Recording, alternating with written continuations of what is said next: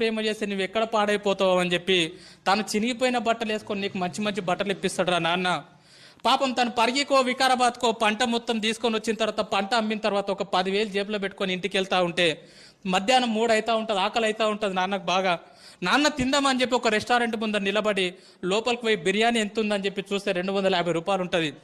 నాన్నకు ఆకలి అవుతూ ఉంటుంది, పేగులు మాడిపోతూ ఉంటాయి. అరే నేను ఈ పూట 250 రూపాయలు పెట్టి బిర్యానీ తింటే నా ఒక్కరి కడుపు నిండుతుంది, అదే ఇంటికి ఏమన్నా తీసుకుపోయినా అనుకో నా పిల్లలు కూడా హ్యాపీగా తింటారని చెప్పి తన కడుపు మార్చుకొని ఇంటికి మీ నాన్న వస్తాడు బాస్. రియల్గా మన నాన్న హీరో కాదా? ఎన్నోసార్లు ఒక్కసారి ఇంటికి వెళ్ళిన తర్వాత నాన్న నీతో ఫ్రీగా ఉంటే అడగండి, నాన్న నీకు ఎన్ని కష్టాలు ఉన్నాయని చెప్పి పెద్ద చిట్టా చెప్తాడు బాస్. ఎన్నో అప్పులు ఉన్నాయి నాన్నకు, ఎన్నో ప్రాబ్లమ్స్ ఉన్నాయి నాన్నకు. అమ్మ మీరు ఆడపిల్లలాగా పుట్టినరు, రియల్గా మీ అమ్మ నాన్నకు సెల్యూట్, మిమ్మల్ని చదివిపిస్తున్నారు.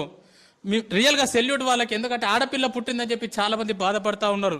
ఆడపిల్ల పుట్టినా సరే చదివిస్తున్నారు, రేపు పొద్దున నీ పెళ్లి ఎట్లా చేయాలని చెప్పి ఇప్పటి నుంచి ఆలోచిస్తారు. అమ్మ పాపము నా కూతురికి ఎలాంటి భర్తను తీసుకురావాలి,